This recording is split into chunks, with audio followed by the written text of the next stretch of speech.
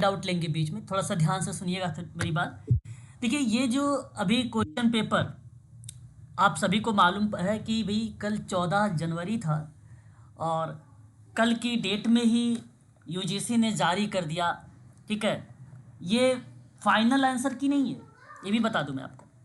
अभी इसके बाद आपका एक बार और आंसर किया जाएगा, क्योंकि कुछ प्रश्नों में बेसिकली डाउट है। बच्चे ग्रुप में मैसेज भी डाल रहे थे मुझे पर्सनली, कई बच्चे ने स्क्रीनशॉट भी भेजा है।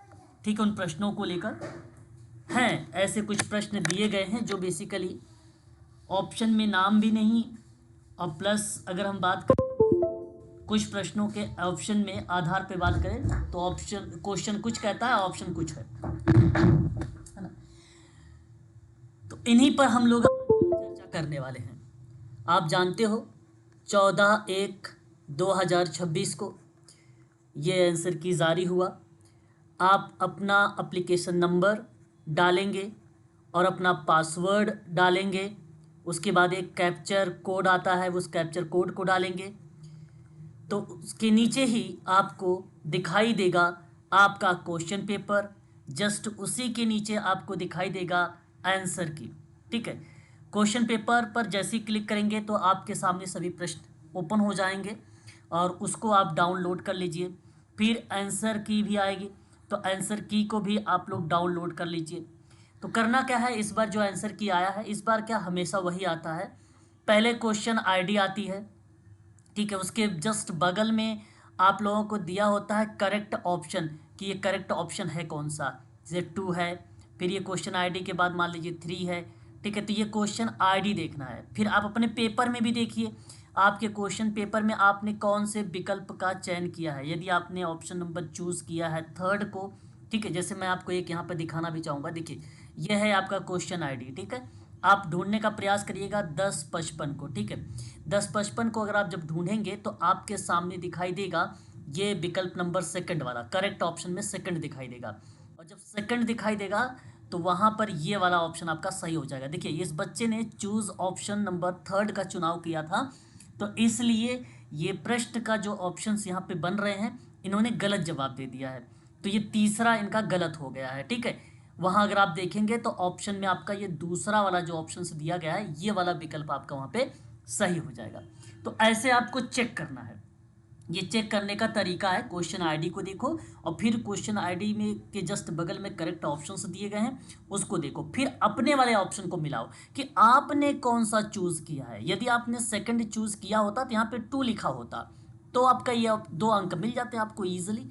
ठीक है, और यदि आपने 3 को चुनाव किया है और विकल्प में 2 है तो इसका मतलब है कि आपने अपने 2 अंक गवा दिए हैं। ठीक है, तो इस तरीके से इसको जो है चूज़ किया जाता है।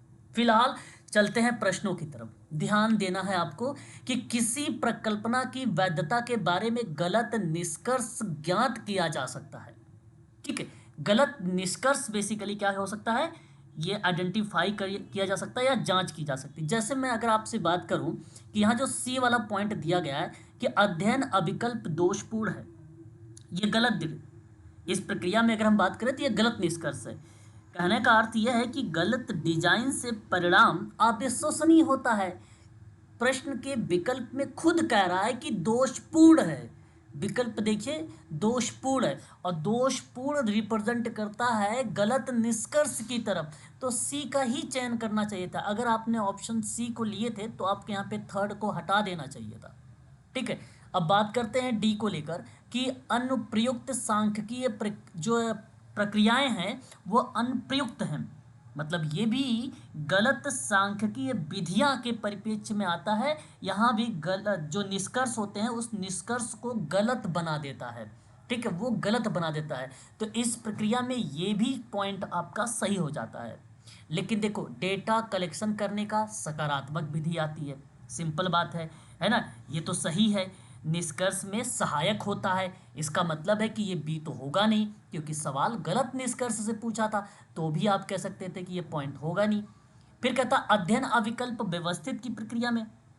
ठीक है, तो देखो अध्ययन अविकल्प की अगर प्रक्रिया की बात अगर हम लोग करते हैं यहाँ पे, तो ये क्या करता है, सही निष्कर्ष में आपकी मदद करेगा और ये डेटा संग्रहण करने की विधियों में अगर हम बात करते हैं तो ये भी निष्कर्ष को सही प्रक्रिया में बनाता है। तो ए और बी सही प्रक्रिया आती है, गलत निष्कर्ष के रूप में सी और डी होता है। ठीक है, थोड़ा सा समय लिया हूँ, वजह यह है कि प्रश्न थोड़ा सा ये टफ था, ये आप कह लीजिए कि माइल्ड लेवल का प्रश्न है।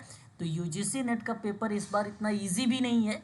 ठीक है, अभी आप लोग आगे देखेंगे कुछ प्रश्न आते हैं, ठीक है, बट पहला ये प्रश्न यहाँ पर इस बच्चे को जो देखने को मिला है वो माइल्ड लेवल का प्रश्न मिला है, थोड़ा सा टफ प्रश्न है, थोड़ा सा विचार विमर्श वाली प्रक्रिया पर आधारित है, इसलिए सेकंड विकल्प इस प्रश्न का सही ऑप्शन के रूप में जाएगा। बात करते हैं नेक्स्ट सवाल को। देखो मैं ऐसे ही सेव कर लूँगा आप लोगों को और फिर आप लोगों को प्रस्तुत भी करूँगा। ये प्रश्न बहुत ही ईजी दे दिया है।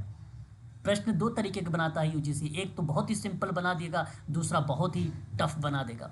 भारतीय संविधान की उद्देशिका में पंथ निरपेक्ष शब्द का संशोधन किया गया था। ऐसा कोई बच्चा नहीं है जिसको नहीं पता हो, ये सभी को मालूम है। 42वां संविधान संशोधन 1976 का है और इसको मैंने आपको पढ़ाया भी है पास को लेकर। पंथ निरपेक्ष, अखंडता, समाजवाद शब्द, ये शब्द मैं आपको पहले भी बता चुका हूँ। ठीक है, बात करते हैं अगले सवाल की तरफ रुख करेंगे। देखिए ये प्रश्न थोड़ा सा सुमलित करना है। ये गूगल मीट पे क्लास चल रही है, आप अपने फ़ोन को ना रोटेट कर लीजिए और थोड़ा सा जूम कर लीजिए स्क्रीन, तो आपको साफ दिखाई देगा, है ना। स्क्रीन अगर आप थोड़ा सा जूम कर लेंगे तो। अब देखिए इस प्रश्न में आपसे ये प्रश्न बनाया गया है, ये कई सिद्धांत दिए गए हैं और इन सिद्धांतों की मीनिंग से बनाया गया है कि अगर कोई सिद्धांत है तो वो किससे संबंधित हो सकता है। ये प्रश्न का दृष्टिकोण रहा है। ठीक है, अच्छा सवाल है, मैं आपको बताना भी चाहूँगा इस प्रश्न में। जैसे अगर मैं आपसे कहूँ कि प्रयोग मूलक सिद्धांत क्या कहता है ना, सिंपल बात है। प्रयोग का देखो यहाँ पे यूज़ किया जा रहा है, तो प्रयोग मूलक के दृष्टिकोण में प्रणालीगत रूप से चीज़ों की अवधारणा बनाई जाती है और इन्हें प्रेक्षण और प्रयोगों के आधार पर निर्मित किया जाता है। मैं एक कीवर्ड बता देता हूँ आपको।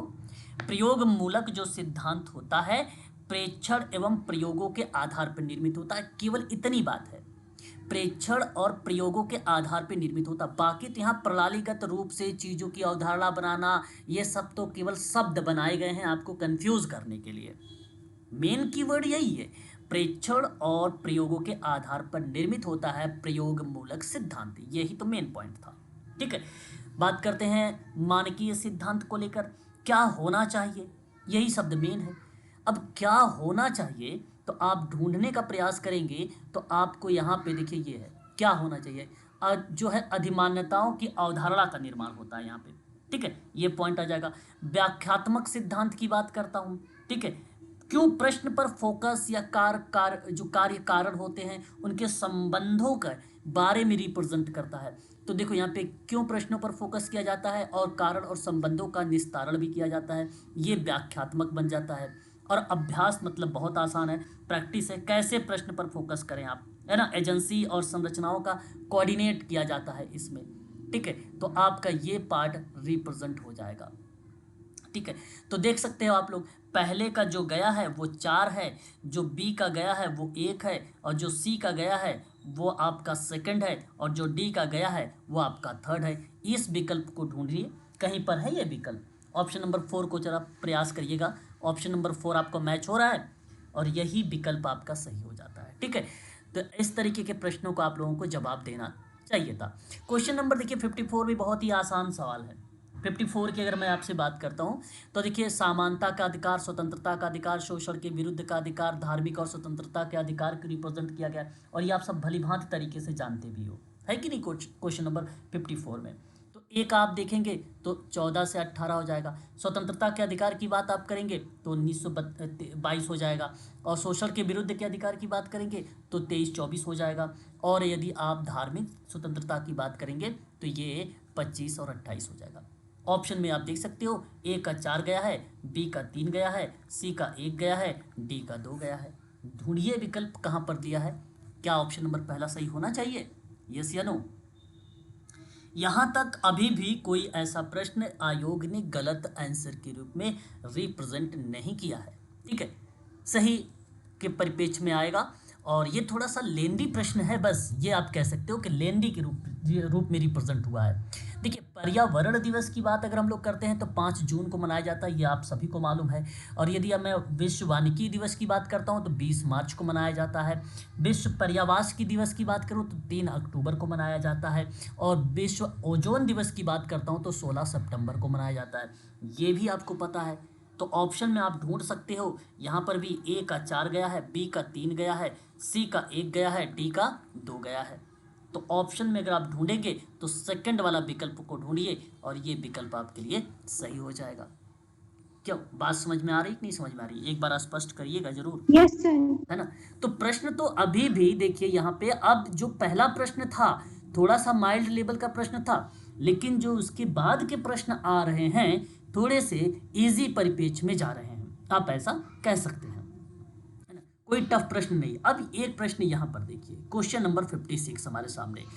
कुछ बच्चों का बेसिकली यहाँ पर डाउट है, प्लस में अगर हम बात करें तो आयोग ने भी कुछ अपने गलत तरीके से इन्होंने ऑप्शन को रिप्रेजेंट किया। जैसे सवाल को ध्यान दीजिएगा, समाज को उपेक्षित जाति के सामाजिक और आर्थिक उत्थान हेतु 1868 में निम्नलिखित में से किसने सत्य शोधक समाज की स्थापना की थी? आपको पता है महात्मा ज्योतिबा फुले ने किया था, विकल्प में ही महात्मा जी का नाम आया ही नहीं, ज्योतिबा फुले जी का नाम आया नहीं।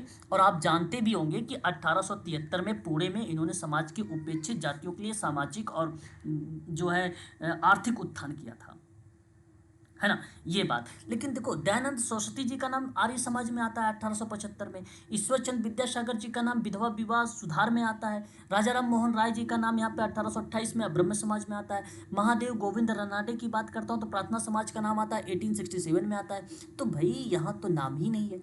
अब आयोग यहाँ पर सभी बच्चों को कॉमन अंक देगा, ये तय है। तो यदि इस प्रश्न में अगर आपको मान लीजिए कट ऑफ वगैरह में 2 नंबर का वो होगा तो ये सभी बच्चों को कॉमन अंक मिलेंगे।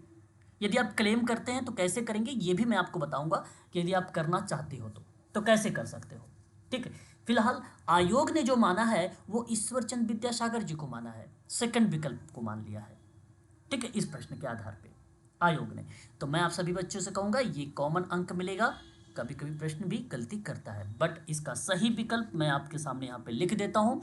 नाम ध्यान रखिएगा आप सभी लोग, महात्मा ज्योतिबा फूले जी का नाम, और कब इसकी स्थापना, तो 1873 में। आशा करता हूँ मेरी बात आप भली भांति तरीके से समझ गए होंगे इस प्रश्न। तो ये है थोड़ा सा, इस प्रश्न में अगर हम बात करते हैं तो ये प्रश्न बेसिकली बनाया गया था जो कि विकल्प में नहीं था। ठीक है, चलिए क्वेश्चन नंबर बात करते हैं 57 को लेकर।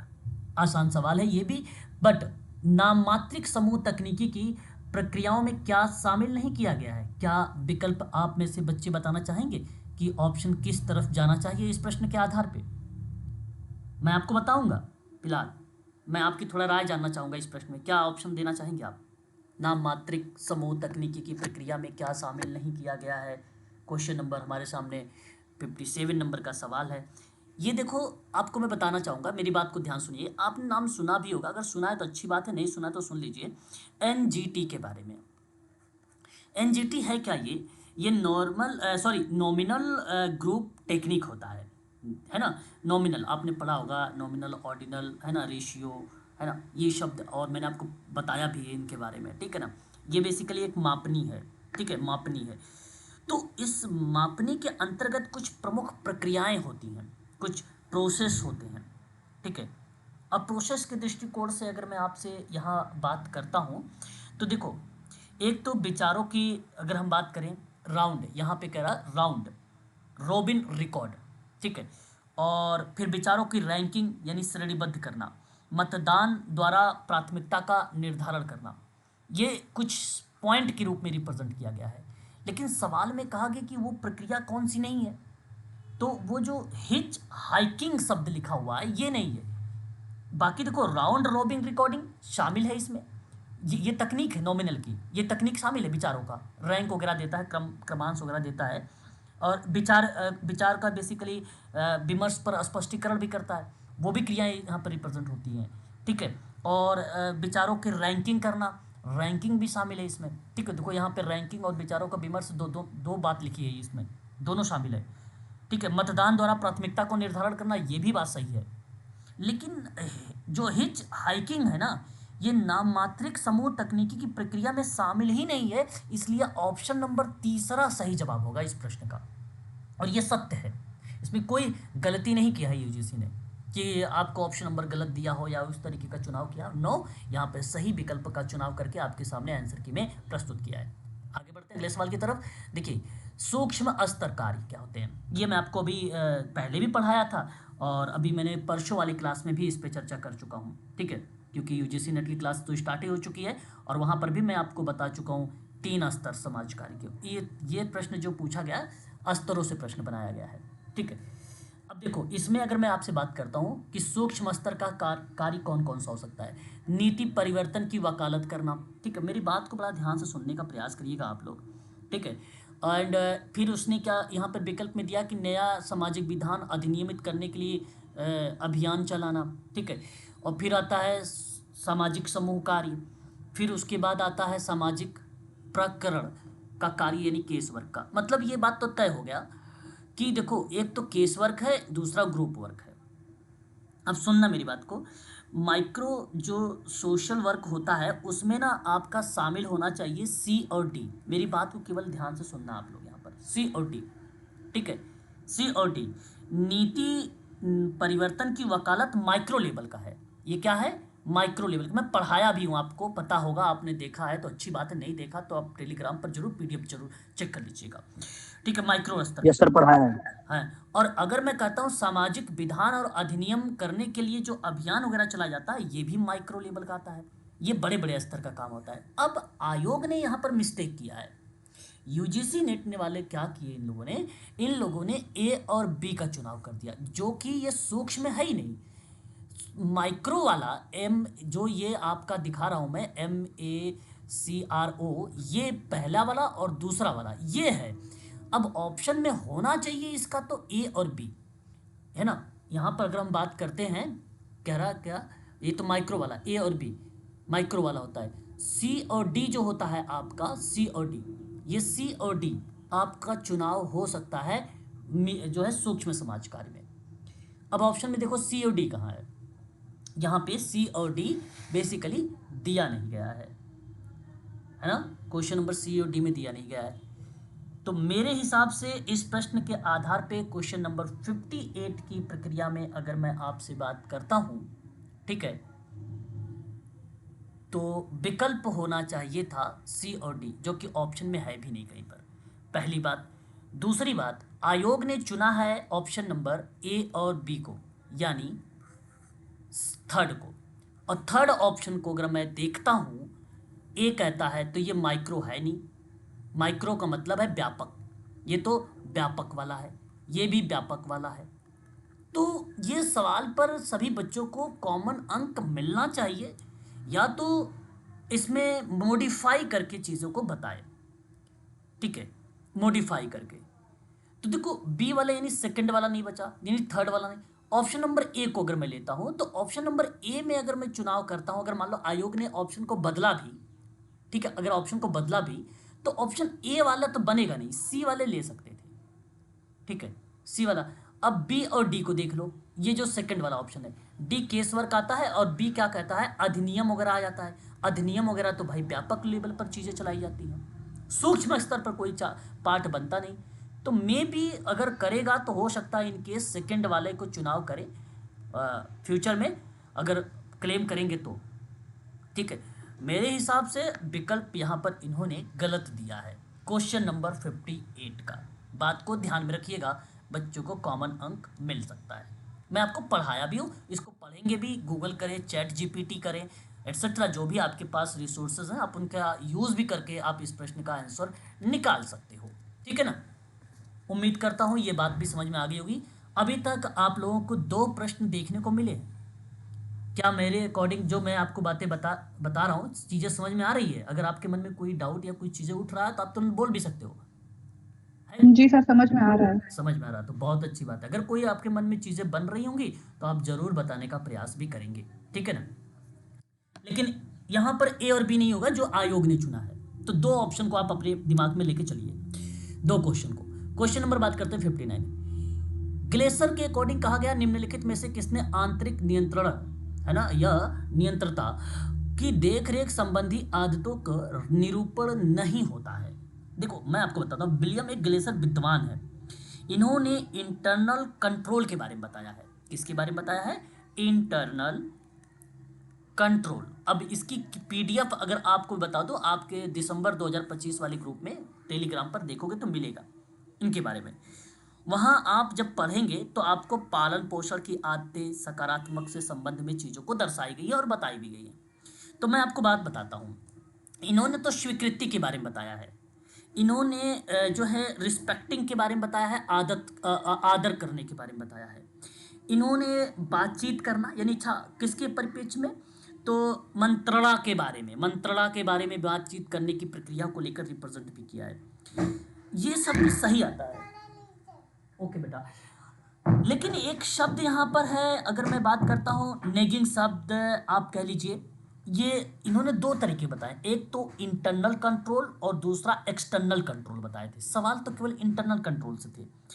एक्सटर्नल कंट्रोल के अंतर्गत बेसिकली नकारात्मक आदतें आती हैं, नकारात्मक आदतें आती हैं, और नकारात्मक आदतों में से एक शब्द है तंग करना, जो कि विकल्प में ये करेक्ट जवाब होगा। और आयोग ने भी इस प्रश्न की तरफ रुख किया है। इसका मतलब है कि इसमें कोई डाउट वगैरह नहीं होना चाहिए आप लोगों को। क्वेश्चन नंबर 60, आचारगत मतिभ्रम की दशा में क्या करना चाहिए? ये भी सवाल अच्छा है। मतिभ्रम मैं आपको जब यूनिट नंबर 9 करा रहा था तो वहां पर ऐसे शब्दों से भी प्रस्तुत करवाया हूं। मतिभ्रम होता क्या है, ये चीजें होती क्या हैं, तो मैं एक बार आपको बताना भी चाहूंगा। ठीक है, ध्यान से सुनिएगा। तो कहा कि मतिभ्रम की दशा में आपको क्या करना चाहिए। आप सोशल वर्कर हैं, है ना, और देखो मैं आपको बताता हूँ। सबसे पहले दृष्टिकोण में अगर मैं आपसे चर्चा करूं तो इन्होंने कहा है कि समस्या का असामंजस्य पहचान करना, और ये बात देखिए, ए आपका सेकंड नहीं होगा, या तो पहला होगा, या तो तीसरा होगा, या तो चौथा होगा। ये पॉइंट बी आपका कट गया। सबसे पहले तो ये आएगा, हमेशा मैं बताता हूं पहचान करना आपको रखना है, हमेशा आपको बताता हूं, ठीक है। और अगर मैं आपसे बात करता हूं तो देखो यहां पे लिखा है कि संभाव्य कार्य सूची का विचार हेतु संबंध का निर्णय करना और परिणामों की जांच करना। ध्यान रखना ये लास्ट में आता है, जहां कहीं मूल्यांकन, जांच पड़ताल, हर इस तरीके के शब्द जो आते हैं वो लास्ट में ही आते हैं। यानी बी वाला लास्ट में ढूंढिए, यानी आपका 4 भी कट गया। या तो पहला सही होगा या तो आपका तीसरा सही होने वाला है, दो में से कोई एक विकल्प बनने वाले हैं। अब बात करता हूं, देखो अब अगर मैं आपसे बात करूं तो बहुत बच्चे यहां पे जानते हो ई की तरफ जाएंगे। क्यों क्यों की जाएंगे? इसलिए ई की तरफ कि जब मैं आपको पीएचडी कैग पढ़ा रहा था कि प्रॉब्लम हाइपोथेसिस इन दोनों के बीच में लिटरेचर ऑफ रिव्यू आता है, इसलिए बच्चे उधर जा सकते हैं, परंतु रिसर्च में जाना था इसलिए यहां नहीं। इससे पहले एक और बात आती है, जानते हैं क्या आती है? यदि आप समस्या की पहचान करेंगे, ठीक है, उस प्रक्रिया के बाद मूल सिद्धांत यानी बेसिक सिद्धांत और प्रतिस्पर्धी मुद्दों की अवधारणा प्रस्तुत की जाती है, इसलिए डी होगा। यहां पर पहला विकल्प होगा, ना कि तीसरा विकल्प होगा। यहां तीसरा भी आपका अब गलत हो चुका है, ठीक है। बाकी अब आसानी से आप चीज़ों को मिला सकते हो। उसके बाद आप ई को रख लीजिए, समीक्षा करना, और फिर उसके बाद आप सी को लिखिए, सहकर्मी और पर्यवेक्षक और विधिक विशेषज्ञ और अध्यक्ष साथियों का परामर्श ले लीजिए। लास्ट में तो आपको भी बता ही दिया मैंने, ये पार्ट आ जाएगा। तो ऑप्शन नंबर पहला आपका यहाँ पे करेक्ट जवाब होगा। तो इस तरीके के प्रश्न, ये भी प्रश्न आप कह सकते हैं थोड़ा सा विचार विमर्श वाला है, जल्दबाजी में ये ऐसे प्रश्न बेसिकली सॉल्व तो नहीं होंगे भाई, पक्का बता रहा हूँ। इस प्रश्न में आपको लगभग मान सकते हैं हम कि 2 मिनट का टाइम जा सकता है आपके लिए, है ना, इस प्रश्न के लिए। परंतु अगले सवाल की अगर मैं रुख करता हूं तो अब ये फैक्ट है, आपको पता होना चाहिए। अगर ये फैक्ट है तो सही है, वरना तो भाई फिर तो तुक्का ही मारना है आपको ऐसे प्रश्नों में। चलिए मैं आपको प्रश्न पढ़ के बताता हूं। कहता है कि सो प्रकाश शब्द लिखा हुआ है कि समाचार पत्र निम्नलिखित में से किसके द्वारा बेसिकली ये शुरू किया गया था। सो, ठीक है, यहाँ बेसिकली देखो 100 शब्द जो रिप्रेजेंट किया गया है, इसकी जगह अगर आप इंग्लिश देखेंगे तो शायद आई थिंक बेहतर मिलेगा आपको। शब्द होता है सोम, सोम नहीं होता है, सोम होता है, सोम प्रकाश होता है। ये एक प्रसिद्ध बंगाली समाचार पत्र है। और जिसकी शुरुआत ईश्वर चंद विद्यासागर जी ने किया था, सन 1858 में किया था। ठीक है, ये फैक्ट है, यहाँ आपको ये पता होना चाहिए। राजा राम मोहन राय जी का नाम तो संवाद कमोदी से रिप्रेजेंट करता, अगर समाचार पत्र से रिप्रेजेंट करता तो। और दयानंद सरस्वती जी ने कोई पत्र ही नहीं लिखा है भाई, है ना, ये बात ध्यान रखिए। बंगाली में सुरेंद्र नाथ बनर्जी जी का नाम आता है, परंतु इस सवाल को 1958 में प्रसिद्ध बंगाली समाचार पत्र है ये, सामाजिक सुधार और शिक्षा और जागरूकता के लिए बेसिकली ईश्वरचंद विद्यासागर जी ने 1858 में रिप्रेजेंट किया था, है ना। तो अगर विकल्प में यहाँ पर ये विकल्प बन रहा है तो आपका करेक्ट जवाब होगा ऑप्शन नंबर ए। ठीक है, आगे बात करते हैं। भारत सरकार ने निम्नलिखित में से प्रतिस्थापित कर नीति आयोग की स्थापना की थी। अच्छा भाई, आज तो बहुत आसान सवाल आ गया है। अब इसमें तो मेरे समझ से 5 सेकंड लोगे। योजना आयोग कितना लोगे? 5 सेकंड। जी सर। तो बस ऐसे सवालों में जहां आपने 2 मिनट दे रहे थे आप, मैं आपसे कहा भी हूं कि एक सवाल पे 1 मिनट 2 सेकंड लगता है, 180 मिनट का टाइम होता है, 150 प्रश्न होता है, तो इसका मतलब है कि 1.2 सेकंड आप ऐसा कह सकते हो। तो जहाँ पे 2 मिनट ले रहे हो यहाँ पे 5 सेकंड ले लो, टाइम मैनेज हो जाएगा। ठीक है, इस तरीके से सवाल को सॉल्व किया करो। ये देखो, अखिल भारतीय कारागार समिति वगैरह के बारे में मैं आपको बता चुका हूँ, और आसान सवाल है और उम्मीद भी करता हूँ आप बता देंगे। चलिए एक बार अपने विचार प्रकट करिए, थोड़ा सा क्या लगाना चाहेंगे आप? सर मेरा गलत हो गया था ये वाला। अच्छा, गलत हो गया, कोई बात नहीं, निश्चिंत रहिए, गलत होगा तो कोई दिक्कत नहीं है। प्रश्न बेसिकली अखिल, देखो ये भी फैक्ट का ही सवाल है ना, फैक्ट का। मैं बताता हूँ आपको कि अखिल भारतीय कारागार समिति है, ये 1957 में गठन हुआ था। ठीक है, ये बात भारत में बेसिकली था क्या कि कारागार प्रशासन में एक रूपता सुधार के लिए ये चीजें लाई गई थी, और उद्देश्य इसका मात्र इतना था कि आदर्श कारागार नियम बनाना। अब आदर्श कारागार नियम पुस्तक का मसौदा यानी तैयार किया गया था, मॉडल प्रिजन्स मैनुअल कहा जाता था, ताकि, अच्छा ये तैयार किस लिए करते थे, ताकि सभी राज्यों में ना कारागार व्यवस्था के लिए समान दिशा निर्देश उपलब्ध हो सके, इसके लिए था ये। तो ऑप्शन में यही विकल्प होगा। निजीकरण तो हो नहीं सकता, कमी लाना हो नहीं सकता, संख्या घटाने के लिए हो नहीं सकता। सिंपल बात है भैया, आसान सवाल है। यदि आप चीजों को समझ के भी करते तो आप विकल्प नंबर 4 को लगा सकते थे इस प्रश्न में। कोई क्या चीजें बताइए। जी सर, मैंने तो मसौदा वर्ड पढ़ के करा था सर, आपने बताया था ना ऐसे वर्ड होते हैं, वो हाँ, होते हैं पॉजिटिव शब्द होते हैं, बिल्कुल जी सर। मैंने कहा ना आपसे, ये कुछ पॉजिटिव शब्द। अच्छा, ये क्या हमारा ही बच्चे हैं इस समय क्लास वो भी ले रहे हैं, उनका नाम है दुर्गेश। वो जाते जाते उस दिन जब मैं टेम्परेरी आंसर की निकाल रहा था तो उन्होंने ये सवाल पूछ रहे थे कि सर अति निद्रा और अनिद्रा को लेकर रिप्रेजेंट कर रहे थे। और देखिए यहाँ पे वो विकार जिसमें रोगियों को कभी कभी दैनिक क्रियाकलाप में, मतलब दैनिक का मतलब होता है डेली लिविंग की क्रिया, एक्टिविटी डेली लिविंग के निष्पादन के क्रम में अगर अत्यधिक नींद का दौरा पड़ता है तो निम्नलिखित में से किस पद से संबोधित करेंगे आप? सिंपल है, हाइपरसोमेनिया। और हाइपरसोनेमिया को क्या बोलते हैं हम लोग हिंदी में? अति निद्रा, है कि नहीं? अनिद्रा नहीं होगा भाई, अनिद्रा का मतलब होता है नींद ना आना और नींद का कम होना, बोलते हैं अनिद्रा। ठीक है भाई। और भयावह सपने का मतलब क्या होता है? इसे नाइट मोर कहते हैं। डरावने जो सपने वगैरह आते होंगे आप लोगों को, उसी को बोला जाता है भयावह सपने। और एक आता है भयावह आतंक, तो इसका मतलब होता है नाइट टेरर, मतलब नींद के दौरान अचानक भय का दौरा पड़ जाना। ठीक है वो, बट इस प्रश्न का विकल्प second is the right answer. ये आयोग ने भी करेक्ट जवाब दिया है, इसमें कोई गलती आयोग ने नहीं किया। अच्छा, बच्चे ने भी सही जवाब लगाया है। मैं आपको बताना चाहूँगा कि यहाँ पे जिस भी क्वेश्चन का ऑप्शन चूज किया गया इस पर फोकस ना करें तो बेहतर रहेगा। जो मैं बता रहा हूँ उस पर फोकस करें।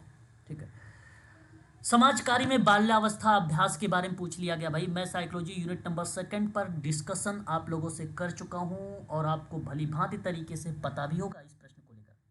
ठीक है, चलिए इस प्रश्न की तरफ रुख करते हैं और बताइए मुझे। कहता है कि समाज कार्य में बाल्यावस्था अभ्यास के बारे में, मतलब प्रैक्टिस का सवाल ये है आपके सामने प्रस्तुत। ठीक है, और कहा कि कौन सा कथन गलत लिखा हुआ है। देखो, वाद विवाद मैं आपको पॉजिटिव परिप्रेक्ष्य में बता भी चुका हूं कि भाई ये हमेशा सत्य जाते हैं, गलत हो ही नहीं सकते हैं, ये आप सभी को बताया हूं। अच्छा, प्रैक्टिस कर रहे हो आप, सिंपल सी बात है, तो बालक पर कर रहे हो तो बाल अधिकार के अंतर्गत बालक केंद्र में होगा, ये भी बात सत्य हो जाएगी इस प्रश्न के आधार पे। तो सवाल ये है कि गलत कथन कौन सा लिखा हुआ है कि नहीं। लेकिन देखिए एक और, बाल्यावस्था में सामाजिक रूप से निर्मित, अब देखो बालक, मैं आपको बताता हूँ, एक होता है पूर्व बाल्यावस्था 3 से 6, एक होता है 6 से 9, ठीक है, उत्तर बाल्यावस्था। अब यह 6 से 9 साल का बच्चा है, तो अब सिंपल सी बात है, सोचो अगर आपके घर में बच्चा है तो, कि उसके अंदर क्या हम सामाजिक डेवलप नहीं करेंगे, सोशल डेवलप नहीं करेंगे भाई। अगर कोई घर में आपसे आपके पास आ रहा है तो उससे प्रणाम करना है, नमस्ते करना है, ठीक है, और उसका पैर चर स्पर्श करना है, ठीक है, या पैर छूना है, इस तरीके की बातें आप बताते हैं, तो इसका मतलब है कि वो बच्चे को समाज से जोड़ रहे हो आप। बड़ों का बड़ों का आदर या छोटों का सम्मान, इस तरीके के शब्दों से जोड़ने का प्रयास कर रहे हो, बैड हैबिट गुड हैबिट की बात करते हो आप लोग, तो समाज का निर्माण हो रहा है, इसका मतलब ये भी पॉजिटिव शब्द है। लेकिन एकात्मकता की जो संकल्पना है ये गलत है। क्यों? क्योंकि बाल्यावस्था का अनुभव सामाजिक, आर्थिक, लिंग, सांस्कृतिक आदि कारकों के अनुसार भिन्न होता है। इसे एकात्मकता क्यों कहोगे आप? मैं आपको कह रहा हूं ना कि भाई आर्थिक, लिंग, सांस्कृतिक इत्यादि के जो वही फैक्टर्स हैं उनके आधार पर वो अलग हैं, एकात्मकता से क्यों जोड़ रहे हो आप? तो ये आपका गलत जवाब है। और आयोग ने भी इस प्रश्न का विकल्प में ऑप्शन नंबर 2 का चुनाव किया है, और यहाँ पर यही विकल्प सही भी जाएगा, ठीक है। यहाँ पर इस बच्चे ने भी गलत जवाब दिया है, ठीक है। चलिए अगला सवाल देखिए, ये भी सवाल आसान आ गया। भारतीय संविधान में किस अनुच्छेद में यह सुनिश्चित किया गया है कि किसी भी व्यक्ति, है कि नहीं, किसी भी व्यक्ति के धर्म विशेष, किसमें, धर्म विशेष को बढ़ावा देने के लिए कर की जो है संदागी, है ना, जो है संदागी के लिए बाध्य नहीं किया जाएगा। कौन सा आर्टिकल आना चाहिए? ये मैं आपको पहले ही बता चुका हूँ भाई, 1 से लेकर 50 आर्टिकल तो पढ़ के जाइएगा, मैं पहले ही बताया था आप लोगों को। और आसान सवाल है, क्वेश्चन नंबर 6 का 66 का विकल्प आप मुझे बता दीजिए। 27, किसी भी व्यक्ति को कर का भुगतान किसी विशेष धर्म को बढ़ावा देने के लिए करने के लिए बाध्य नहीं किया जा सकता है, यही तो सवाल पूछ रहा है ना, बाध्य नहीं किया जा सकता है, ये 27 है। मतलब इसका उद्देश्य ये है कि धर्म और राज्य के बीच में पृथक्करण बनाए रखना और नागरिकों के लिए धार्मिक स्वतंत्रता सुनिश्चित करना। धर्म और संस्थान की स्वायत्तता के अधिकार के संदर्भ में आर्टिकल 26 आता है। धार्मिक निर्देशिका से संबंधित विशेष रूप से सरकारी विद्यालयों के परिप्रेक्ष्य में आर्टिकल नंबर 28 आता है। मूल अधिकारों की रक्षा के लिए सर्वोच्च न्यायालय की याचिका का अधिकार की बात होती है, तो आपको जानते ही है, आर्टिकल 32 आता है। ऑप्शन तो यहाँ पे सेकंड होना चाहिए था, ना कि 28, ठीक है। और सही विकल्प जवाब भी दिया है यहाँ पे 27 को, ठीक है। अब बात करते हैं अगले सवाल की तरफ। अभी तक केवल 2 प्रश्न हम लोगों को देखने को मिले हैं कि आयोग की तरफ से गलत आए हुए हैं, है ना, यही कहोगे ना आप लोग, 2 प्रश्न। लेकिन अभी हम और भी चीजें आगे चर्चा पर चर्चा करेंगे, ध्यान दीजिएगा, ठीक है। क्वेश्चन नंबर 67, निम्नलिखित में से ग्रामीण रोजगार कार्यक्रम और स्कीमों का उचित कालक्रम में दर्शाना। अब आपको अगर वर्ष पता है तो पता है, देखो समेकित, अगर यहाँ मैं आपसे बात करता हूँ समेकित ग्रामीण विकास कार्यक्रमों को लेकर, ठीक है, इसकी बात कर रहा हूँ, तो क्या आप लगाओगे 1978? लगाना पड़ेगा आपको, है ये इंटीग्रेटेड रूरल डेवलपमेंट प्रोग्राम है, 1978 में आया था, ठीक है। और जवाहर रोजगार योजना की बात अगर मैं करता हूँ तो 1989 की बात आ जाएगी, ठीक है। स्वर्ण जयंती ग्राम स्वरोजगार योजना आपको ये पता होगा, सन 1999 में, है ना, अप्रैल 1999 में आता है, ठीक है। और राष्ट्रीय ग्रामीण गारंटी कार्यक्रम की बात करता हूँ तो ये 2005 है। देखो आपको तो पता होना चाहिए, 2005 वाला पता होगा, स्वर्ण जयंती वाला पे भी हमने डिस्कस किया है, ठीक है, जवाहरलाल इस पे भी डिस्कस किया है, समेकित ग्रामीण, ये सभी पर डिस्कस हुई है। मैंने ऐसा कोई विकल्प या कोई भी इसमें ऐसा पॉइंट नहीं आया जिस पे मैंने डिस्कस ना किया हो आप लोगों से। अब ऑप्शन में ए बी सी डी को देखिए, देखो 78, फिर 89, फिर 99, फिर 2005, तो क्रम में ही लिखा हुआ है, और ए बी सी डी को लगा दीजिए, और A B C D option number पहले में तो है, और यही विकल्प सही हो गया। क्यों, आसान सवाल है, और आयोग ने भी यहाँ पे, अच्छा ये भी देखो सवाल, बच्चे जब मैं टेम्परेरी आंसर की निकाल रहा था तो एक बच्चे ने पूछा भी था कि सर अपराधी न्याय प्रणाली में एक बोस्टन स्कूल कारागार है, उसके लिए बताइए वो किसके लिए है, तो ये आसान सवाल है। 5 सेकंड का टाइम लेना चाहिए आप लोगों को। यहाँ पे विकल्प में क्या चुनाव करेंगे आप बताना चाहोगे मुझे, युवा बोलो। जी सर। स्कूल संस्था में अपराधी सामाजिक प्रणाली के अंतर्गत युवा अपराधियों के लिए ही तो होता है, ये दंड देने के बजाय सुधार, अनुशासन और पुनर्वास के संदर्भ में आता है, ये यही सही विकल्प है, ऑप्शन नंबर पहला। और आयोग ने भी यहाँ पर आपके लिए कोई भी गलती नहीं किया है अभी तक, थोड़ा सा आप लोग अपने स्क्रीन को जूम कर लीजिएगा, मैं बार बार कह रहा हूँ, जो भी प्रश्न आपको थोड़ा सा दिख रहा होगा छोटा, उन प्रश्नों पर मैं आपसे चर्चा कर रहा हूँ। चलिए अगले सवाल की तरफ आते हैं, और ये सवाल आपसे सामने कहता है कि भाई एक तरफ प्रत्यावर्तक प्रकार दिए गए हैं, दूसरी तरफ उसके नेचर दिए गए हैं। मतलब आप ये कह लीजिए कि एक तरफ वेरिएबल के प्रकार दिए गए हैं तो दूसरी तरफ उसके नेचर दिए गए हैं कि वो किससे मैच होगा। आपको ये भली भांति तरीके से पता होगा और आप जानते भी हैं कि आश्रित वेरिएबल होता क्या है। आश्रित वेरिएबल क्या होता है? परिवर्तन और पूर्वमानित प्रभाव को रिप्रेजेंट कर सकता है। ठीक है, तो मैं आपसे कहूंगा कि ये वाले पॉइंट को लगाइएगा। थोड़ा सा यहाँ पे जो शब्द हैं ये टफ दिया गया है, बस मैं इतना कह सकता हूँ। ठीक है, ये शब्द देखो, हालांकि परिवर्तन का मतलब आपको पता है, पूर्वमानित का मतलब आपकी जो पहले की जो मानवीय प्रक्रिया है उसके प्रभाव की बात कर रहा है। ठीक है, उसी शब्द में इसको रिप्रेजेंट किया गया है। और संयोजक चर का मतलब क्या होता है? ठीक है, ये इसे हम लोग बोलते हैं इंटरवेनिंग वेरिएबल, है ना। इसका मतलब ये होता है कि स्वतंत्र और आश्रित वेरिएबल के जो बीच में संबंध होते हैं उनको आप चाहो तो घटा बढ़ा सकते हो। ये कांतिमान तो एक शब्द दिया गया है, इसमें कोई वो मत समझिए कि एक कोई टर्मिनोलॉजी है, एक बेहतर कोई शब्द है, ऐसा नहीं। ये कंफ्यूज करने के लिए कोई शब्द का सिनोनिम या समानार्थी शब्द है दिए गए हैं, बस, है ना, समानार्थी शब्द। तो संयोजक वेरिएबल के परिप्रेक्ष्य में ये शब्द दिया गया, ये किससे रिप्रेजेंट करेगा? ये तो बाह्य चर को रिप्रेजेंट करेगा, है ना, ये आपको बाह्य चर को रिप्रेजेंट करेगा। ठीक है, और कार्य और प्रभाव की बात मैं कर रहा हूँ, है ना, कार्य और प्रभाव की बात कर रहा हूँ। और इस प्रभाव के दृष्टिकोण में अगर हम चर्चा करेंगे आप लोगों से, तो ये आपको ये रिप्रेजेंट करेगा कारण प्रभाव, बाहिर वाला, जिसको हम लोग बाह्य वेरिएबल बोलते हैं। और स्वतंत्र वेरिएबल की बात करते हैं तो ये तो सिंपल है, ये आपका पूर्वक मानित कारण हो जाएगा। ठीक है, तो ये आश्रित वेरिएबल हो जाएगा। अब देखिए, एक का 2 मैच हुआ है और 2 का आपका रिप्रेजेंट हुआ है 1, 2 का 1 रिप्रेजेंट हुआ है, और सी का रिप्रेजेंट हुआ 3rd, और डी का रिप्रेजेंट हुआ है 4। तो ऑप्शन में है कौन सा? ये 2 1 4, ऑप्शन नंबर 2 है, विकल्प आपका 2 हो जाएगा यहाँ पे। ठीक है, तो ये वेरिएबल्स के प्रकार हैं, और वेरिएबल्स के प्रकार में थोड़ा सा ये शब्द टफ है, बाकी ये प्रश्न इजी है, कोई वो बनाए नहीं गए हैं इस तरीके का टफ वर्ड। ठीक है ना, प्रश्न इजी है। पुस्तक एक है थ्योरी ऑफ जस्टिस की रचयिता, ये तो आप सभी को मालूम है, मैं आपको कई बार इसके बारे में पढ़ाया भी हूँ, है कि नहीं? मालूम है ना? बताओ जरा कौन? Yes sir. है ना, आसान प्रश्न है, मैं इस पे बात आपसे किया भी हूँ, है ना। जॉन रॉल्स का नाम लगाना उचित समझेंगे क्या आप लोग? Yes sir.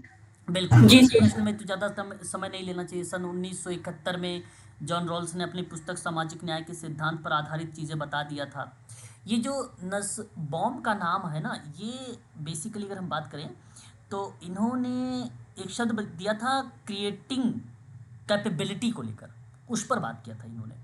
अमर्त्य सेन तो नाम आता है द आइडिया ऑफ जस्टिस में।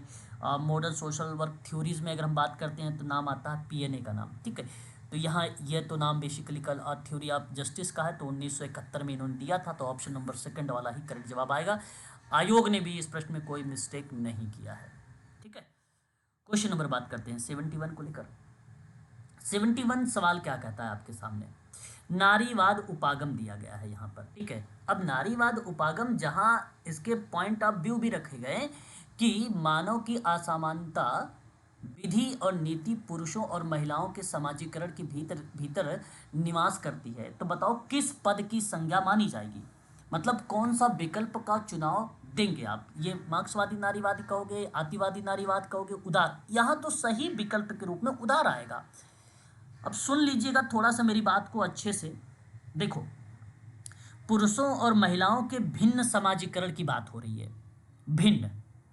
ठीक है, पुरुषों और क्यों क्यों देखो यहाँ पे लिखा भी तो है, असमानता विधि और नीतियों तथा पुरुषों और महिलाओं के समाजीकरण के भीतर निवास करती, क्योंकि असमानता विधि कह देने से भिन्न शब्द आ जाता है, डिफरेंट आ जाता है। स्त्री पुरुष असमानता के कारण तो कानूनी और नीतियों, संस्थाएं वगैरह इत्यादि चीज़ों के पर हम विशेष बल देते हैं, तो वो उदार नारीवाद होता है। तो यह ऑप्शन तो तीसरा ही सही है, लेकिन मार्क्सवादी नारीवाद क्या है ये जानना जरूरी है आपके लिए। आर्थिक शोषण और वर्ग की संरचना पर बल देता है, आर्थिक शोषण पर। तो आर्थिक शब्द नहीं है तो क्यों लगाओगे इसको? अतिवादी नारीवाद की बात करता हूं तो पितृसत्ता और पुरुष वर्चस्व का मूल कारण मानता है। भाई आज भी कई कई गांव में अगर आप जाओगे कुछ राज्यों में, तो वहां पे आज भी पुरुष प्रधान गांव कह सकते हो आप, ठीक है उनको, ठीक है, पितृसत्तात्मक चीजें अभी भी, तो उसको अतिवादी नारीवाद कहेंगे उस प्रक्रिया में। समाजवादी नारीवाद क्या होता है कि पितृसत्ता पूंजीवाद दोनों का जो कारण माना जाता है ना, वो समाजवादी नारीवाद को माना जाता है। बाकी अभिन्न शब्द असामान्यता विधि नीति जो मानव के दृष्टिकोण में महिला और पुरुष के समाजीकरण के भीतर निवास कर रहा है, तो ऐसे नारीवाद उपागम के दृष्टिकोण को हम लोग उदार नारीवाद के नाम से संबोधित करते हैं। सही ऑप्शन थर्ड वाला करेक्ट हो जाएगा। यह प्रश्न भी थोड़ा सा टफ था, विचार पर आधारित था, और मुझे उम्मीद है कि जो बच्चे तुक्का लगाए होंगे तो कहीं ना कहीं इस प्रश्न में मिस्टेक जरूर किए होंगे, क्योंकि मैं क्यों सर? हाँ सभी ऑप्शन बेसिकली क्या है कि नारीवाद से ही रिप्रेजेंट हुआ है, सभी ऑप्शंस नारीवाद से। ठीक है, अगला एक सवाल और देखिएगा, क्वेश्चन नंबर 72। ये तो हम लोगों ने लास्ट में एक मैंने आपको क्लास दिया था, 4 महत्वपूर्ण बिंदुओं पर आधारित पीडीएफ भी लिया था और क्लास भी दिया था, और उन्हीं में आपको यह शब्द भी मैंने शब्द मेंशन भी किया था, और जवाब भी। क्या राष्ट्रीय महिला आयोग की बात आप कर सकते हैं? किससे बताइए। अच्छा कुछ बच्चे मुझसे भूल भी रहते हैं कि सर इसका सुमलित वाला आया है, तो मैं आपको बताऊं क्या 1992 आपके लिए सही नहीं होगा? बिल्कुल जी सर। सेकंड वाला होगा। अच्छा अनुसूचित जाति, राष्ट्रीय अनुसूचित जाति और अनुसूचित जनजाति आयोग की बात करता हूं तो क्या 1990 की प्रक्रिया में, ठीक है, ये भी पॉइंट आपका सही हो जाएगा। और राष्ट्रीय पिछड़ा वर्ग आयोग की बात करता हूं तो भाई आप सबको पता होना चाहिए कि ये 1993 का पैटर्न है, ठीक है। और यदि मैं आपसे कहता हूं कि राष्ट्रीय बाल अधिकार संरक्षण आयोग को लेकर, तो ये 2007 का है। ये तो मैं आपको यूनिट नंबर 7 जब पढ़ा रहा था तो वहां पर भी ये शब्द बताया था। जरा ऑप्शन को मिलाते हैं, ए का 2 मिला देता हूं, बी का 1 मिला देता हूं, सी का 3 मिला देता हूं, डी का 4 मिला देता हूं। कोई ऑप्शन है क्या इस ऑप्शन में? बताइए, इतना तो देख ही सकते हैं आप लोग भाई। 2 तीसरा है सर। 3 4 बिल्कुल, तो यहाँ पर ऑप्शन नंबर तीसरा करेक्ट जवाब हो जाएगा आपका, ठीक है, ये सवाल का विकल्प, ठीक है। बात करते हैं क्वेश्चन नंबर नेक्स्ट को लेकर। देखो मानव विकास सूचकांक सर्वप्रथम वर्ष डैश में डैश के द्वारा जारी किया गया था, और ये भी मैं जब टेम्परेरी आंसर के निकाला था तो बच्चे ने जवाब दिया था, वहां पर भी ये बात बताई थी आपको, और आपको पता भी होगा ये कि ऑप्शन में 1990 महबूब उल हक पाकिस्तान के रहने वाले व्यक्ति, भारत का अमर्त्य सेन का नाम आ जाता है, परंतु यहाँ पे भारत के दृष्टिकोण में नहीं पूछा गया, इसलिए सेकंड वाले ऑप्शन का करेक्ट जवाब माना जाएगा, ठीक है। ये देखिए प्रश्न, थोड़ा सा जूम कर लीजिएगा सवाल अपने स्क्रीन को। सवाल क्या कहता है? कहता है कि अभिकथन राजा राम मोहन राय को 19वीं शताब्दी, ये तो आप देखोगे आपकी सिलेबस में यूनिट नंबर फर्स्ट में, तो वहाँ पे खुद शब्दों में लिखा हुआ 19वीं 20वीं शताब्दी में, ठीक, आपको मिल जाएगा। तो ये बात तो सही, यहाँ तक सही है। फिर कहता है कि महानतम भारतीय माना जाता है जिन्होंने भारत में धार्मिक और सामाजिक सुधार के लिए विरोपण किया है। बिल्कुल सही बात है भाई, इन्होंने कुरीतियां बुराइयों को समाप्त करने में अपना अहम योगदान निभाया है। फिर कहते हैं राजा राम मोहन राय ने 1875 में आर्य समाज की स्थापना की। नो, गलत जवाब है ना, तो ए को सही मानिए, आर को गलत कर दीजिए। ऑप्शन में ढूंढिए, क्या ऑप्शन नंबर थर्ड सही होना चाहिए? Third number. बिल्कुल सही होगा, ठीक है। तो इस तरीके के प्रश्नों पर आप लोगों को खास कर फोकस करना चाहिए। बात करते हैं अगले सवाल की तरफ। अगला सवाल नीचे दिए गए एक बार फिर एक अभिकथन और कारण से सवाल आ गया। कहता है कि 26 जनवरी की जो तारीख है इसमें ऐतिहासिक महत्व के कारण संविधान के प्रारंभ की तारीख के रूप में चुना गया है। देखिए भाई ये बात तो सही है ना, संविधान के ही तो प्रारंभ की जो तारीख के रूप में है, वो प्रक्रिया के दृष्टिकोण से अगर हम लोग देखते हैं तो चुना गया है या नहीं चुना गया है? यस या नो? जी सर, चुना गया है। चुना गया है। तो इस दृष्टिकोण में अगर हम लोग बात करेंगे तो ये पॉइंट आपका सत्य है, इसमें कोई दो राय नहीं। दूसरा कहता है कि भारतीय राष्ट्रीय कांग्रेस के लाहौर अधिवेशन के संकल्प पारित होने के बाद सन 1930 में इसी दिन को पूर्ण स्वराज दिवस के रूप में भी बनाया गया। देखो मैं आपको बताता हूं, यहाँ ए आर दोनों सही हैं। पहली बात अब समझना, 26 जनवरी को संविधान के प्रारंभ की तारीख इसलिए चुना गया क्योंकि इसका ऐतिहासिक महत्व था, इसलिए ये बात सत्य हो गई। दूसरी बात ये कहता है कि राष्ट्रीय जो कांग्रेस है वो लाहौर अधिवेशन जब हुआ था तो 1929 में हुआ था। उसमें पारित संकल्पना के बाद, वो संकल्पना जब पारित हो गई तो बाद में क्या हुआ कि 26 जनवरी सन 1930 को, ठीक है, ये संकल्पना 1929 में आया था, संकल्प लिया गया था, आप ऐसा कह लीजिए, तो 1930 को पूर्ण स्वराज दिवस के रूप में मनाया गया। तो यही ऐतिहासिक पृष्ठभूमि 26 जनवरी को संविधान के प्रवर्तक की तिथि चुनने का मुख्य कारण यही था। और यही जब मुख्य कारण है तो इसका मतलब है कि ये व्याख्या हो रही है और ऑप्शन नंबर पहला आपका करेक्ट जवाब हो जाएगा, यही करेक्ट जवाब होगा। ठीक है, तो ये भी प्रश्न थोड़ा सा विचार विमर्श वाला था, इस पे भी ध्यान देने वाली चीजें थी।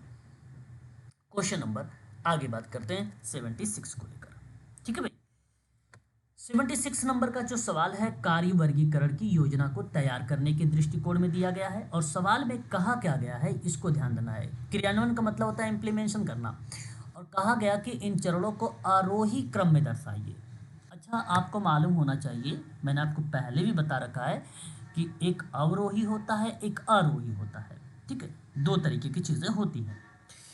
लेकिन अगर मैं 76 वाले सवाल पर बात करता हूं आप लोगों से, तो मैं आपके सामने जॉब क्लासिफिकेशन की स्कीम बताता हूं। पहले पार्ट में लास्ट में आओगे। ठीक है भाई, देखो, बड़ी संख्या से छोटी संख्या की तरफ जा रहे हो आप, बड़े से छोटे की तरफ जा रहे हो। ठीक है, तो वो क्रिया क्या बन रही है, आरोही बन रही है। छोटे से बड़े की तरफ आ रहे हो आप, तो वो क्रिया क्या बन रही है, अवरोही बन रही है। परंतु यहां समझना, तो जब मैं ऐसा कह रहा हूं तो सबसे पहले मूल्यांकन को लोगे आप, क्योंकि लास्ट में ही तो मूल्यांकन आता है, तो सी को रख लीजिए और ऑप्शन नंबर सेकंड का चुनाव कर देना चाहिए था केवल वन टाइम में। ठीक है, अब देखो, ये मूल्यांकन की ग्रेड परिभाषा अथवा भूमिका को प्रोफाइल की तैयार करना, फिर उसके बाद मूल्यांकन किए गए प्रत्येक वर्षों के लिए अनिवार्यता कार्य के लेकर उसके प्रस्तुत करना, फिर उसके बाद आपको बना देता है यहाँ पे प्रत्येक कार्य विवरणी को परिभाषा और मिलान, गहन कर्तव्यों को परिलक्षित करना यानी उसके लक्षण को दर्शाना, और लास्ट में आ जाएगा ग्रेड, है ना। तो आपका ये सेकंड, तो ऑप्शन नंबर ये आपका दूसरा ही करेक्ट जवाब हो जाएगा। इसमें भी कोई सवाल में इस आयोग ने मिस्टेक नहीं किया है। ठीक है, बात करते हैं अगले सवाल की तरफ से, क्वेश्चन नंबर 77 को लेकर। ठीक है, यहाँ पर देखिए एक शब्द है नायला कबीर द्वारा। ठीक है, ये एक नया शब्द है नायला कबीर द्वारा, जहाँ बताया गया है कि जेंडर आधारित नीति के बारे में कि कौन सा स्टेटमेंट है जो गलत इनके द्वारा रिप्रेजेंट किया गया है 77 में। ठीक है, अब मेरा कहने का जो भाव यहाँ पर रिप्रेजेंट करेगा कि गलत स्टेटमेंट है। ठीक है, स्त्री और पुरुष के बीच में अगर हम बात करते हैं, मेरी बात को सुनना, स्त्री और पुरुष के आवश्यकताओं में विभेद नहीं किया गया है। जेंडर जागरूकता नीति के बारे में आपको कौन सा कथन गलत लिखा गया है, इसमें पुरुष और महिलाओं की आवश्यकताओं में विभेद नहीं किया गया है। ये मैं बात कर रहा हूं नायला कबीर द्वारा इनकी स्टेटमेंट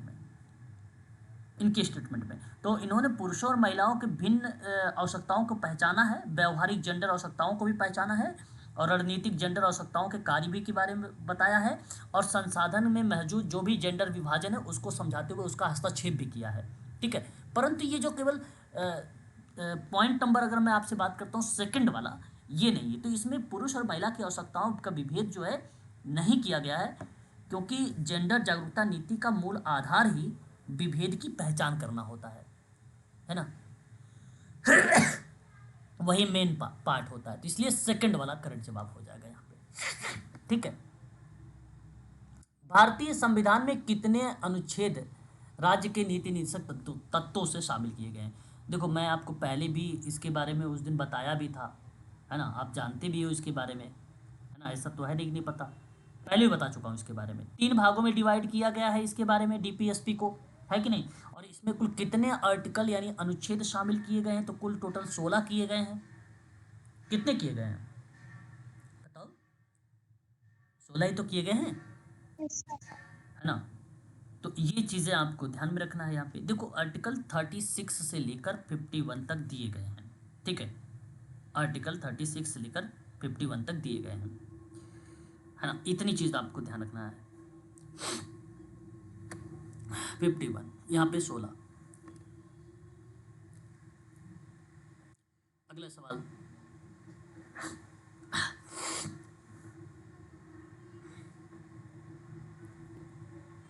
चलिए क्वेश्चन नंबर 79, ठीक है, 79 पर बात कर लेते हैं। चलो एक बार अपने विचार प्रकट करें।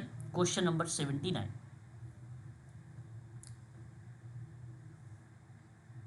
बोलते रहिए। ज़्यादा बच्चे नहीं हो क्या? कितने बच्चे हो क्लास में?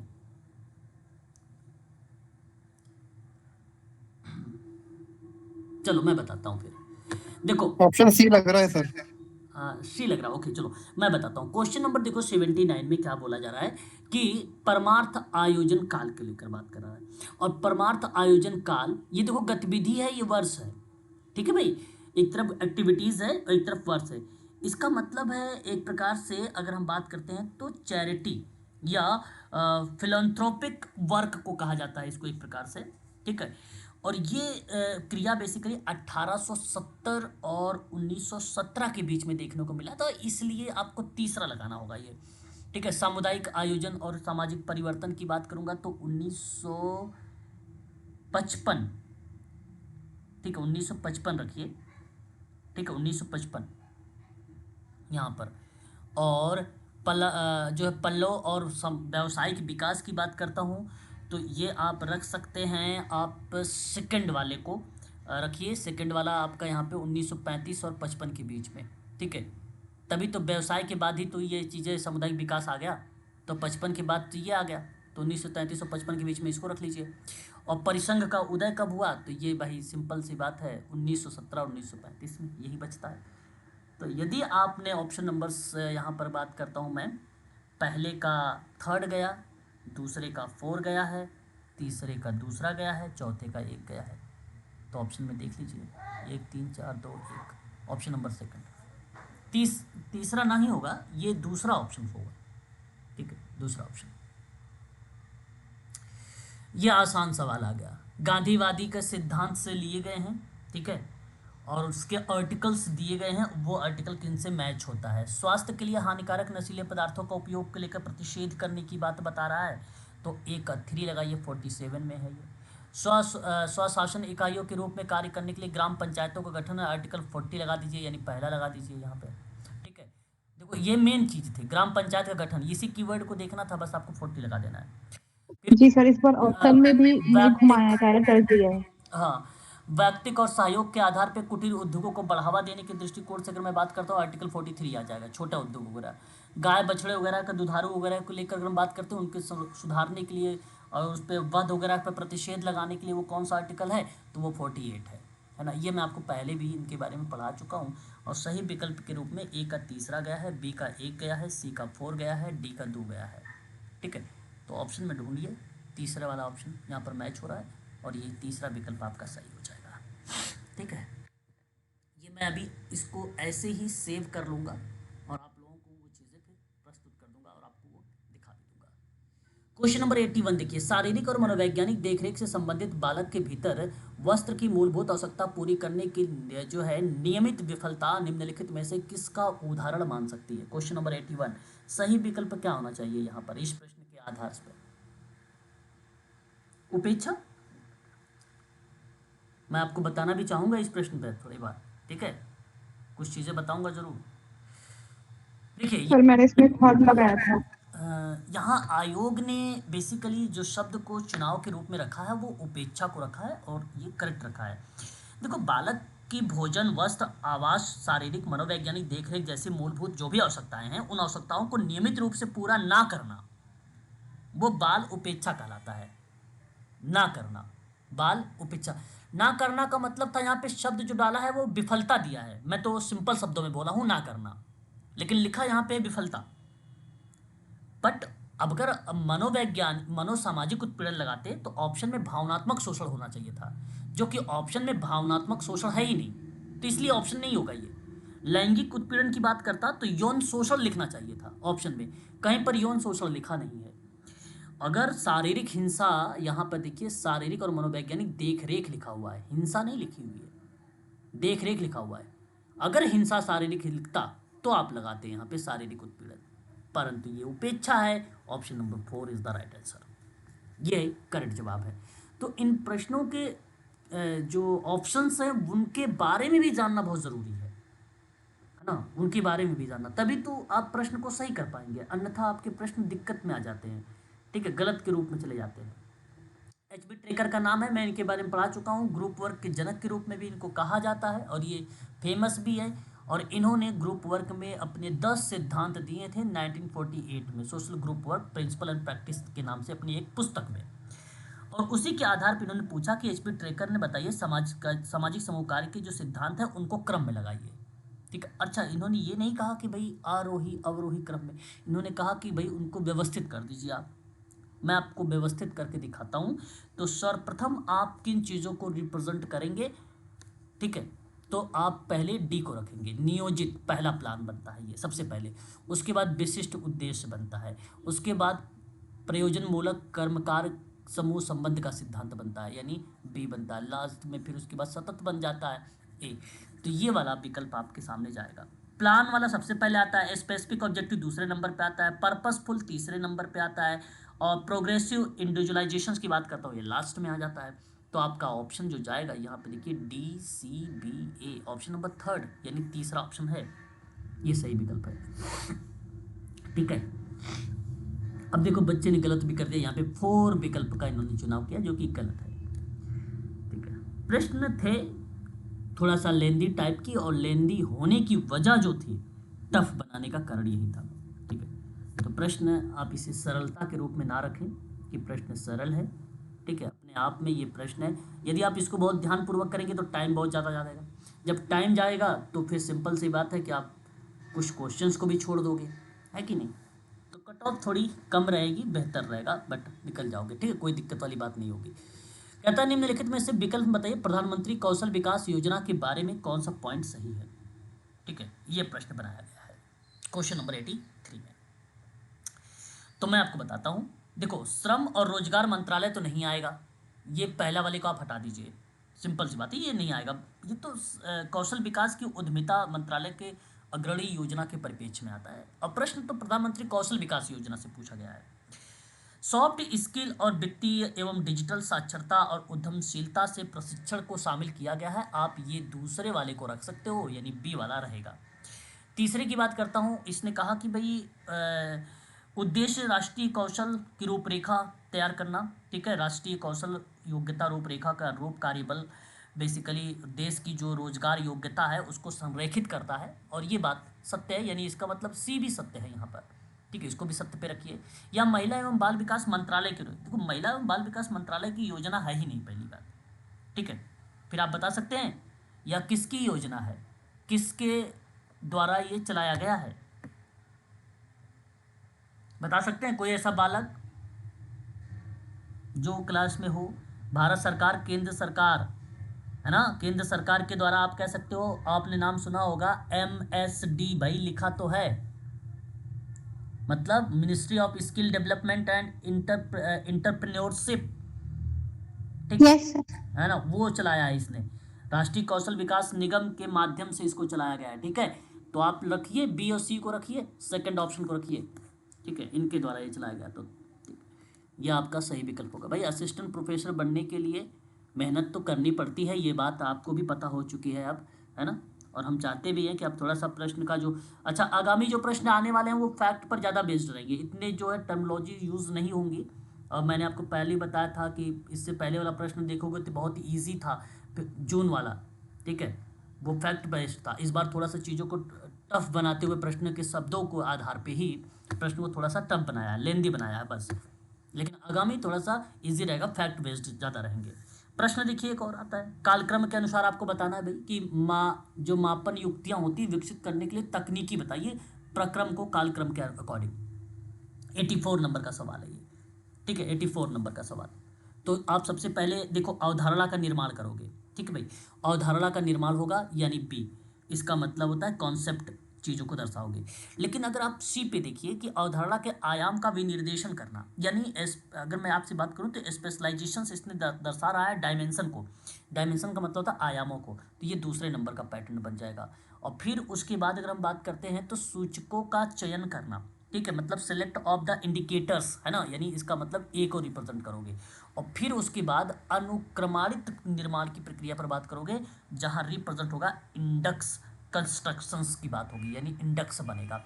ठीक है, तो ये पैटर्न आपके सामने प्रस्तुत होगा और सही विकल्प के रूप में ऑप्शन नंबर सेकंड का देखिए, और ये ऑप्शन आपका करेक्ट हो जाएगा। यहाँ पर भी कोई मिस्टेक नहीं, सही चीज रिप्रेजेंट किया गया है। क्वेश्चन नंबर 85 कहता है कि सर्वप्रथम निम्नलिखित में से किस देश की महिला को मतदान करने का अधिकार था।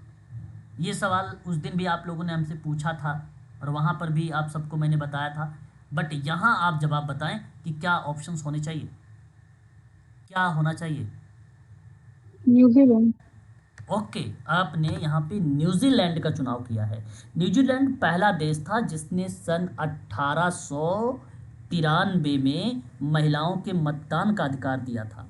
आइसलैंड ने बाद में दिया। भारत में कब हुआ था, तो भारत में 1950 में सार्वभौमिक वयस्क मताधिकार था। पुर्तगाल भी बाद में आता है, तो 1950 इसको याद रखिए अपने देश को, और न्यूजीलैंड को याद रखिए 1893 में। ठीक है, यहाँ पे option number 4 is the right answer होगा। बात करते हैं 86 को लेकर। चलिए 86 में अपनी राय को व्यक्त करिएगा। यहाँ वितरणात्मक सांख्यिकी के बारे में कौन कौन सी बातें हैं जो सत्यता के रूप में रिप्रेजेंट की गई हैं, उसे आपको बताना है। ठीक है भाई, चलो मैं अब एक एक करके बताता हूँ आपको, आप ध्यान दीजिएगा। 86 में तो सवाल कहता है, पहले वाला पॉइंट, कि माध्यिका और बहुलक रेखीय समाश्रयण विश्लेषण में प्रयुक्त होते हैं। ये गलत जवाब है, मैं आपको बताना चाहूँगा। देखो, माध्यिका और बहुलक रेखीय समाश्रयण प्रयुक्त नहीं होता है। रेखीय समाश्रयण के लिए ना अधिक उपयोगी वितरणात्मक सांख्यिकी नहीं होती है। और मैं आपको बता दूं, वैषम्य भी, यहाँ पे एक शब्द है वैषम्य का मापन भी सहसंबंध गुणांक के द्वारा किया जाता है। मैं इसमें लिखा हुआ है क्योंकि ये वैषम्य कोफिशिएंट है, ये तो कोफिशिएंट है, ये ना कि सहसंबंध गुणांक है। ठीक है, ये पहली बात, वैषम्य सहसंबंध गुणांक नहीं है, ये भी आपका गलत हो जाएगा। रेखी में वितरणात्मक सांख्यिकी नहीं है, ये बेसिकली एक प्रकार से रेखी समाश्रयण का पार्ट होता है, जो वो रिप्रेजेंट करता अधिक चीज़ों को, जहाँ पे बेसिकली दर्शाना या उसको रखने के परिप्रेक्ष्य में, तो इसलिए ये भी नहीं होगा। बाकी देखो, रेंज के मानक की बात करता हूँ। ठीक है, ये रेंज या मानक यानी फैलाव है ना, डिस्प्रेशंस बोला जाता है, मापने के लिए उपयोग में लाया जाता है, ये बात सही है। और वैषम्य सममिति की डिग्री अथवा उसकी कमी, ठीक है, स्वीकनेस है, ये सममिति की कमी और असंतुलन को ये दर्शाता है, इसका मतलब ये भी सही है। और प्लेटोकार्टोसिस, आपने नाम पढ़ा भी होगा, प्लेटोकार्टोसिस के बारे में पढ़ाया हूँ एनपीसी पर, आप लोगों को इस तरीके से बना के बताया था, दिखाया भी हूँ, है ना एनपीसी। तो इसमें एक शब्द आता है प्लेटोकार्टिस, ठीक है, और वितरण के शीर्ष पर होता है, पीक पर होता है। ये बात सत्य है भाई, ये पीक पे होता है, ये वाली प्रक्रिया जो है होती है प्लेटोकार्टोसिस। ठीक है, प्लेटोकार्टोसिस, मीजोकार्टोसिस, लेप्टोकार्टोसिस, ये 3 शब्द होता है। चिपटा कुकदा बोलते, कुकदी बोला जाता है इसको शुद्ध हिंदी में। ठीक है, ये मैं पढ़ा चुका हूँ एनपीसी में। तो सही विकल्प देखिए बी सी डी को रखिएगा, B C D option number second is the right answer होगा, यही ऑप्शन आपका करेक्ट है। पहला और लास्ट वाला आपका गलत है यहाँ पर। ठीक है, रेखीय में देखो माध्यिका बहुलक पार्ट नहीं आता, कहाँ मीन आता है, यहाँ पे मीन को रखते अब तो ठीक था। ठीक है, मीन को रखते तो ठीक था, ऑप्शन में मीन था ही नहीं।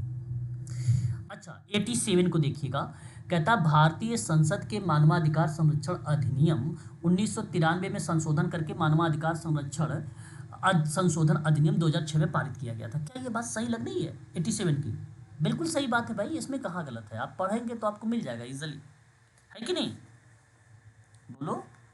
Yes sir. हाँ, लेकिन राज्य मानवाधिकार आयोग की सदस्यों की संख्या 5 बढ़ाकर 10 कर दी गई, ये तो सिंपल शब्दों में गलत है भैया, कहीं ऐसा कुछ नहीं हुआ है ना।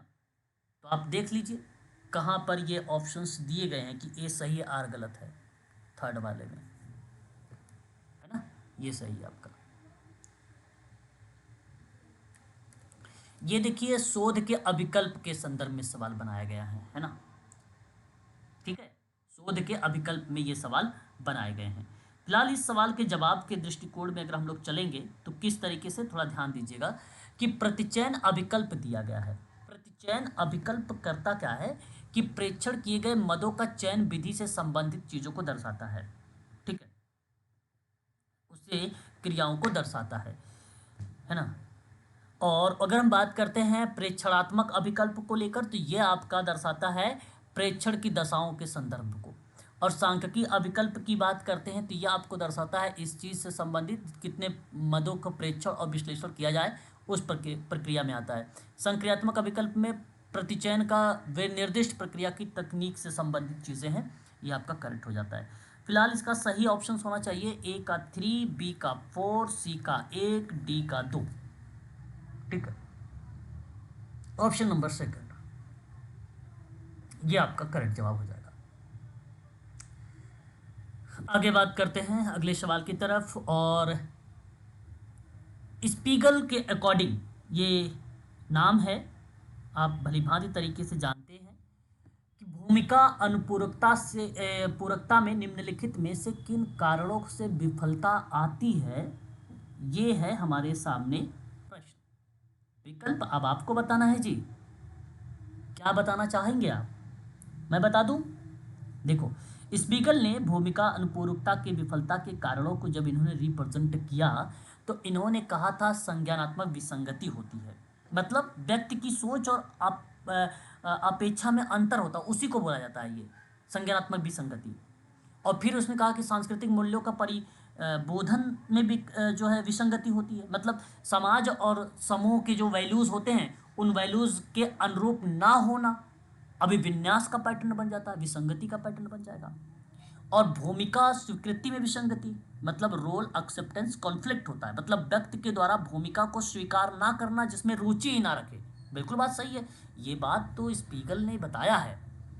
अब एक ऑप्शन आता है कि और अधिक कारक साधनों की उपलब्धता, मतलब ये कारण भूमिका अनुपूरकता की विफलता में शामिल ही नहीं है, और ये शब्द स्पीगल के अकॉर्डिंग। तो बी सी डी को रखिए और बी सी डी आपका ऑप्शन नंबर सेकंड अगेन यहाँ पर करेक्ट हो जाता है। ठीक है, भारत में मानवाधिकार आयोग की स्थापना विशिष्ट उद्देश्य निम्नलिखित में से कौन है, यह है सवाल, क्वेश्चन नंबर 90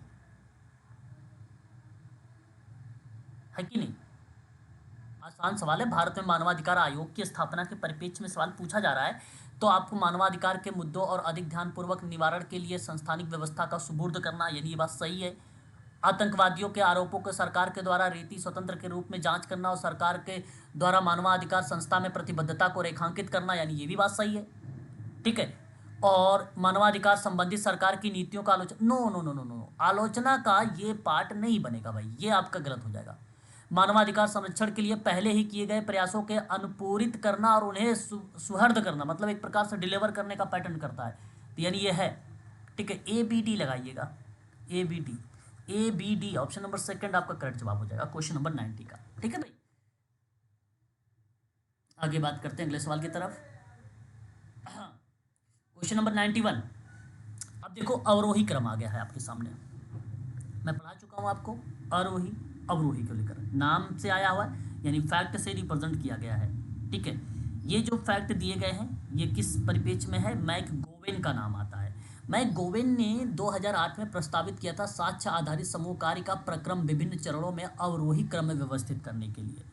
ठीक है भाई, अब इस दृष्टिकोण में आप किस पॉइंट की तरफ आप जाना उचित समझेंगे, मैं आपको बताता हूँ। सबसे पहले देखिए, यहाँ प्रश्न है अवरोही क्रम के रूप में। ठीक है भाई, अवरोही क्रम के रूप में है, तो पैटर्न किस परिप्रेक्ष्य में आना चाहिए बताइएगा जरूर, बोलिए। साक्ष्य की खोज सर, सी वाला ऑप्शन पहले है। मेरी बात सुनिएगा, ये तो एक चीज ध्यान रखिएगा, डिसेंडिंग ऑर्डर है, और डिसेंडिंग ऑर्डर का मतलब आप भलीभांति तरीके से जानते हैं, है ना। डिसेंडिंग ऑर्डर मतलब देखो, असेंडिंग का मतलब होता है बढ़ते क्रम, डिसेंडिंग का मतलब होता है घटते क्रम, है कि नहीं, घटते हुए लिखना है आपको। तो साक्ष्य का मूल्यांकन वाला पैटर्न पहले रखेंगे बी को, फिर उसके Yes. बाद आप डी को रखेंगे साक्ष्य का आलोचनात्मक समीक्षा, क्योंकि देखो मूल सिद्धांत तो लिखा नहीं, अगर सिद्धांत लिखता कोई अगर आता तो मैं रखता, जब सिद्धांत है नहीं तो फिर समीक्षा लिटरेचर रिव्यू को रख लेंगे हम लोग डी को। और फिर उसके बाद सी को साक्ष्य की खोज को, और फिर उत्तर देने वाले प्रश्नों का निर्माण कर दीजिए, क्योंकि ये तो पहले आता था लेकिन डिसेंडिंग ऑर्डर है इसलिए आता है। तो ये वाला ऑप्शन देखिए कहीं पर है क्या, बी डी डी। 4 ऑप्शन है सही जवाब भाई, ठीक हो गया ये तो सवाल। ठीक है, स्मृति लोप देखभाल के संदर्भ में एक शब्द आ रहा है, संघातिक सामाजिक मनोविज्ञान शब्द सृजन किया गया था। ठीक है, और ये शब्द बेसिकली देखो एक आध प्रश्न आते हैं इस तरीके का, ये साइकोलॉजी का प्रश्न बेसिकली दिया गया है ना, तो एक आध यूनिक प्रश्न मिलेंगे और ये कुछ यूनिक प्रश्न ही था। स्मृति लोप देखभाल के संदर्भ में संघातिक समाज मनोविज्ञान के अंतर्गत शब्द ये सृजन किया गया है। तो मैं बताता हूँ, टोनी किडवुड का नाम, इन्होंने ही मैलीगेंट सोशल साइकोलॉजी शब्द का सृजन किया है। इसी को बोला जाता है मैलीगेंट सोशल साइकोलॉजी शब्द का सृजन किया था। इन्होंने ही कहा था भाई कि स्मृति लोप के लिए रोगियों की देखभाल में नकारात्मक सामाजिक और मनोवैज्ञानिक व्यवहारों की पहचान होती है, इसलिए ऑप्शन नंबर 3 यहाँ पर करेक्ट जवाब होगा। ठीक है, अगला सवाल, केंद्रीय कारागारों में उन बंदियों को रखा जाता है जिन्हें डैश के वर्ष से अधिक सजा दी जाती है। सवाल है ये, बताओ क्या कहना चाहोगे? 2 नंबर सर सर, मेरा 10 साल। गलत हो गया था वाला, ये 3 आया था। 3 लगाया था आपने? नहीं सर, मैंने 12 लगा दिया था। बंदियों को रखा जाता है जिन्हें डैश किया जाता है तो 3 वर्ष या उससे अधिक की सजा हो सकती है, जबकि राज्य जिला कारागारों की बात करता हूं तो कम अवधि के लिए सजा काटने वाली बंदी को रखा जाता है। बट यहाँ पे तो सही ऑप्शंस के रूप में पहला ही विकल्प आपका सही जाएगा। ठीक है, सेंट्रल प्रिजन की बात मैं कर रहा हूँ आप लोगों से। ठीक है, पहला ऑप्शन सही होगा। ठीक है, अगला सवाल, क्वेश्चन नंबर 94, क्या ऑप्शन होना चाहिए निम्नलिखित में से किसने संविधान सभा की व्याख्या मूलतः एक पार्टी के देश में एक दलीय निकाय के रूप में की थी? भाई फैक्ट सवाल है, इतने तो फैक्ट बनते हैं भाई, थोड़े बहुत तो आते ही हैं फैक्ट, नहीं पढ़ा आपने, चलो कोई बात नहीं। क्वेश्चन नंबर 94 को देखो फिर।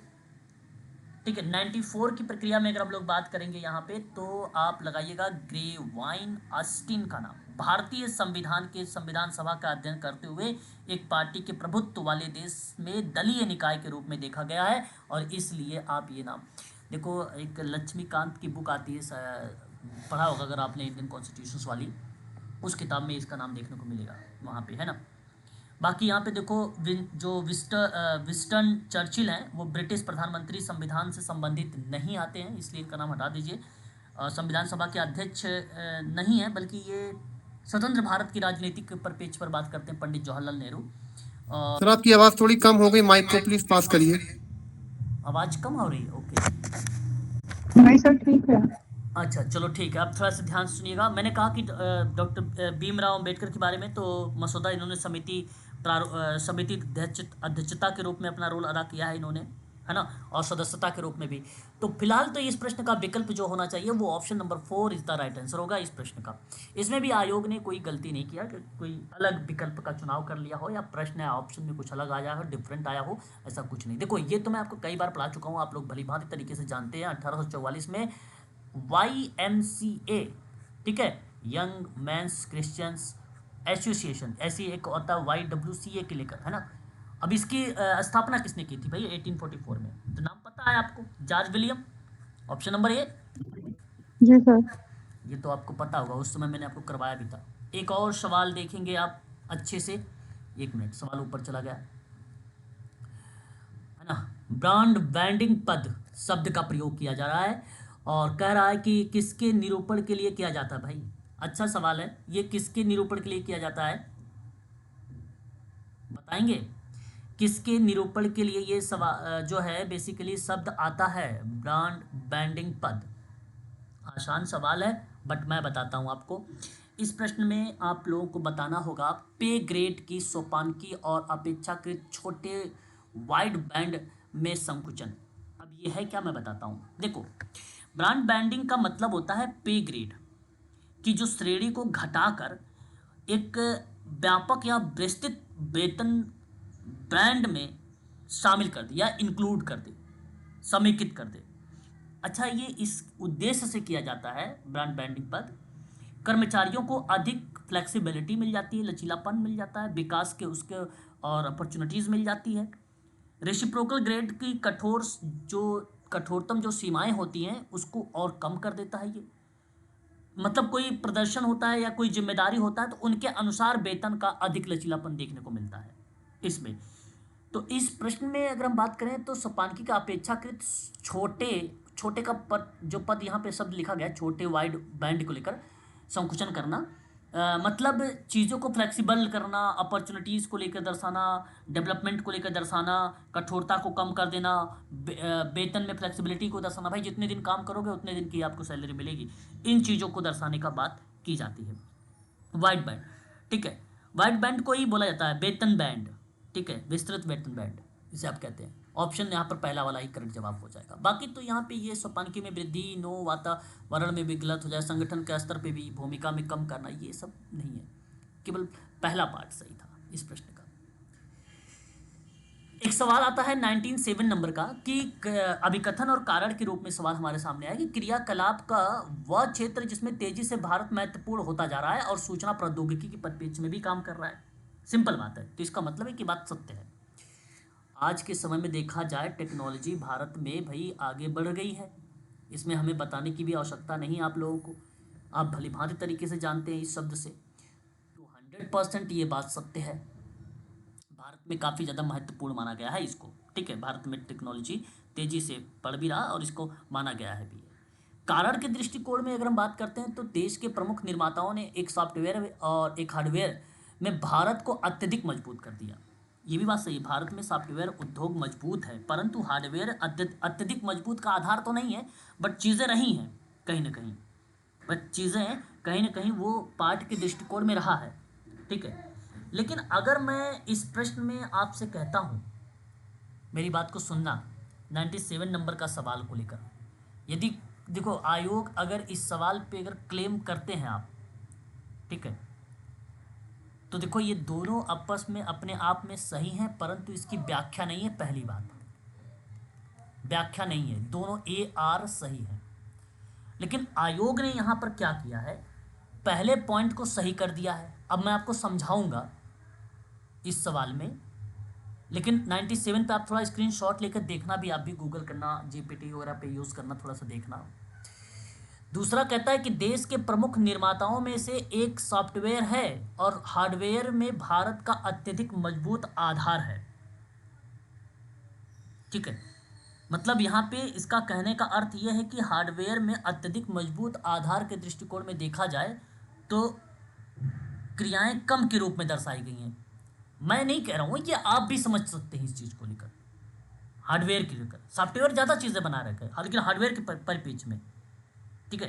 जैसे IT के क्षेत्र में तेजी है, बाजार की मांग, ग्लोबल आउटसोर्सिंग, शिक्षा, तकनीकी क्षमता में अधिक इसका संबंध देखने को मिलता है, ना कि केवल हार्डवेयर और सॉफ्टवेयर की स्थिति में, है ना। तो मेरे दृष्टिकोण से इस विकल्प का प्रश्न जो होना चाहिए था वो ऑप्शन नंबर आपका सेकंड होना चाहिए था। लेकिन आयोग ने 97 वाली प्रक्रिया में अगर हम बात करते हैं, है ना, तो इन्होंने कहा कि A सही है और R को गलत माना है, ठीक है, आयोग ने। तो बट इस प्रश्न को भी आप थोड़ा सा स्टार लगा के रखिएगा और आप अपने विचार को भी ग्रुप में शेयर करिएगा जरूर इसमें। लेकिन सर सेकंड गलत क्यों होगा, क्योंकि हार्डवेयर में भारत मजबूत नहीं है। वो तो बात हार्डवेयर जो पार्ट होता है ना वो बाहर से परचेज करता है भारत। हाँ, तो भारत यहाँ पे ये देखो कह रहा कि मजबूत आधार नहीं ना, भारत नहीं है ना, तो जब नहीं है तो इसने बोला थोड़ी ना कि अत्यधिक मजबूत आधार है, इसने बोला है। प्रश्न में हार्डवेयर में मजबूत आधार नहीं है, ये मैं प्रश्नों के आधार पे बता रहा हूँ आपको, उनके आधार पे। तो यहाँ तो आधार है, इसका दैट मीन इसका मतलब है कि भारत मजबूत है, इसका मतलब ये है इस प्रश्न के आधार पे, है ना। फिर भी आप एक बार जरूर क्रॉस चेक करिएगा इस प्रश्न को लेकर, ठीक है। मैंने अपनी राय आपके सामने व्यक्त किया है, ठीक है, जरूर जी सर जी। करिएगा, ठीक है। क्वेश्चन नंबर 98 नंबर का सवाल आपके सामने क्या कह रहा है, कि डैश के प्रतिपादक एरिक बर्न का नाम आप लोगों ने सुना भी है, मुझे बताने की आवश्यकता नहीं भी है, इसकी पीडीएफ भी आप लोगों को मैंने आपको पहले भी दे रखा है। तो इसने कहा व्यक्तित्व सिद्धांत बालक, देखो मैंने आपको बताया ना, बालक मतलब चाइल्ड, पेरेंट का मतलब माता पिता, और वयस्क का मतलब एडल्ट। तो मैंने आपको पहले पढ़ा रखा है कि ये तीन शब्द बेसिकली बहुत ही फेमस है एरिक बर्न की थ्योरी में। और ये तीन शब्द आते कहाँ पर है, किसमें, समव्यवहार विश्लेषण में। और समव्यवहार विश्लेषण कहाँ पर है, समव्यवहारात्मक साम्यानुमान में। विश्लेषण को ही साम्यानुमान कहा गया है इसमें, ठीक है। आप इंग्लिश देखेंगे तो आपको मिलेगा ट्रांसएक्शनल थ्योरी का नाम यहाँ पर, ठीक है ना, एनालिसिस। तो ऑप्शन नंबर सेकंड आपका यहाँ पे करेक्ट जवाब हो जाएगा, ठीक है। आसान सवाल था ये, है ना। 99 नंबर का सवाल देखिएगा। वर्तमान समाज में लोग निरंतर अंतर्राष्ट्रीय स्वरूप में परिपात होने वाले जगत में रहते हैं, ठीक है ना, जगत में रहते हैं, जिसमें प्रौद्योगिकी समस्त विश्व में उथल पुथल मचाने वाला समाचार एक प्रकार से फैलाता है, जिससे सिविल संघर्ष और सुनामी और महामारी जैसी, ठीक है, महामारी जैसी गंभीर घटनाओं के प्रति कष्ट का गहन भावना उत्पन्न होती है। देखिए ये प्रश्न थोड़ा सा लंबा लिखा हुआ है, मैं आपको समझाता हूँ और अच्छे से समझ जाएंगे फिर। इसने कहा कि आज वर्तमान के दृष्टिकोण से अगर मैं बात करता हूँ आप लोगों से, तो निरंतर अंतर्राष्ट्रीय स्वरूप में, ठीक है, मतलब आप ये कह लीजिए कि वर्तमान समाज में अंतर्राष्ट्रीय घटनाओं और प्रौद्योगिकी के माध्यम से, ठीक है, फैलने वाली जानकारी के संपर्क में है। और वो संपर्क क्या क्या है, सिविल संघर्ष हो सकता है, सुनामी हो सकता है, महामारी हो सकता है, जैसी घटनाओं के प्रति चिंता और कष्ट की भावना उत्पन्न होती है, ठीक है। तो वर्तमान समाज में है कि अंतर्राष्ट्रीय घटना हो कौन सकती है, सुनामी हो सकती है, महामारी हो सकती है, सिविल संघर्ष हो सकता है ना, यही हो सकती है। तो इसका मतलब है कि ये बात सत्य है, ये बात सत्य है। बात करता है कि मनोरोग विशेषज्ञ के बारे में रॉबर्ट लिफ्टन ने निरंतर दुश्चिंता मतलब एंजाइटी, खतरे और दैनिक जीवन के दबाव के बारे में भविष्यवाणी की थी। कि उन्होंने सतर्क किया था कि प्रौद्योगिकी से लोगों में असुविधा का भाव बढ़ेगा, ठीक है, असुविधा का भाव बढ़ेगा। बात सत्य है कि निरंतर दुश्चिंता और खतरे की जानकारी के कारण लोगों में मानसिक असुविधा बढ़ जाएगी, है ना, असुविधा बढ़ जाएगी। और ये बातें जो असुविधा बढ़ रही है, ये जो असुविधा बढ़ रही है, ये एक प्रकार से महामारी भी कह सकते हैं, या इसे आप कह सकते हो अंतर्राष्ट्रीय घटना, हाँ, अंतर्राष्ट्रीय घटना से रिलेट करा सकते हो। तो ये बात सत्य है ये भी।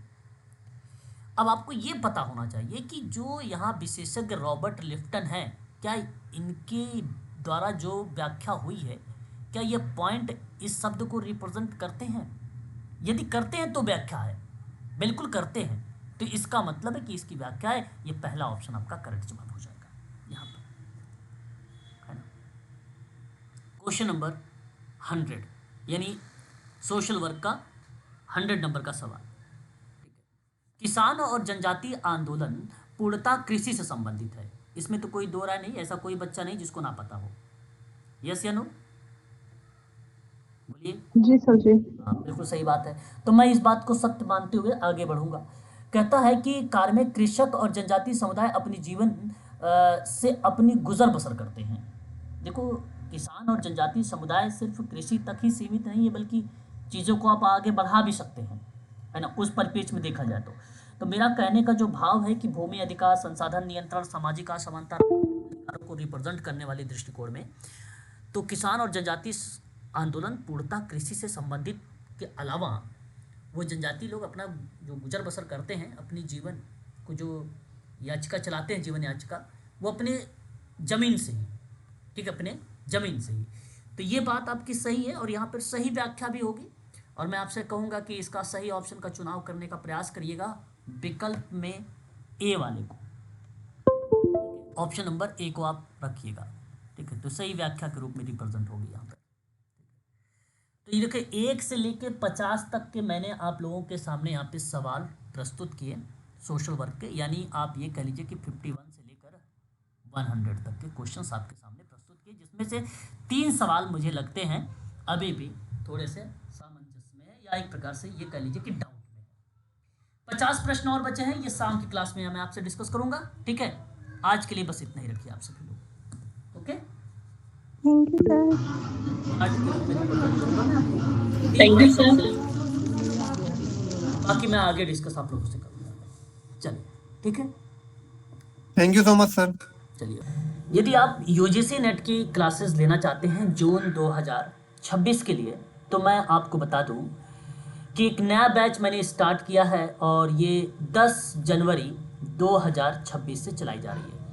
अभी तक कुल टोटल जो क्लासेस हुई हैं केवल 4 क्लासेस हुई हैं, ठीक है। और इस बार मैंने आप लोगों के लिए अगर वीडियोस बना रहा हूँ तो एपिसोड के रूप में, एपिसोड 01, एपिसोड 02, एपिसोड 03, सारी वीडियो इस बार जो भी अपलोड होंगी वो एपिसोड के रूप में अपलोड होंगी और वो एक सीक्वेंस होगा विथ डेट के साथ, ठीक है। डेट भी वहाँ पे इन्वॉल्व कर रखा हूँ मैं। और उसकी देखो, सबसे पहले एपिसोड लिखता हूँ, फिर डेट, फिर उसके बाद यूनिट लिखता हूँ, फिर जो टॉपिक होता है उस टॉपिक का नाम लिखता हूँ।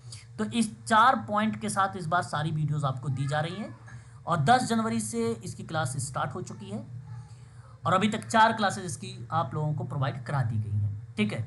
और यदि आप जून 2026 की तैयारी करना चाहते हैं तो इस समय इसकी क्लास चल रही है, शुरुआत से आप लीजिए। और क्लास का समय होगा, समय शाम के टाइम में रहेगा 6 बजे से, ठीक है। शाम को 6 बजे से क्लास स्टार्ट होगी।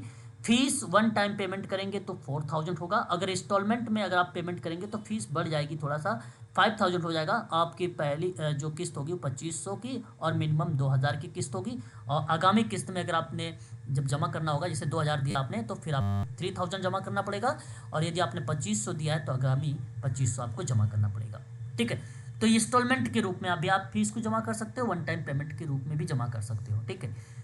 तो ये क्लासेस का जो पैटर्न है स्टार्ट हो चुका है, सीक्वेंस से यूनिट नंबर 1 से स्टार्ट हो रहा है। मेन चीज़ों पर हम लोग डिस्कस कर रहे हैं, ठीक है। आज तो हम लोगों ने देखा 1 से लेकर 50 प्रश्न। आगामी शाम को हम देखेंगे 51 से लेकर 100 तक के क्वेश्चंस। उसमें भी देखेंगे कितने सवाल अभी गलत हुए हैं, ठीक है।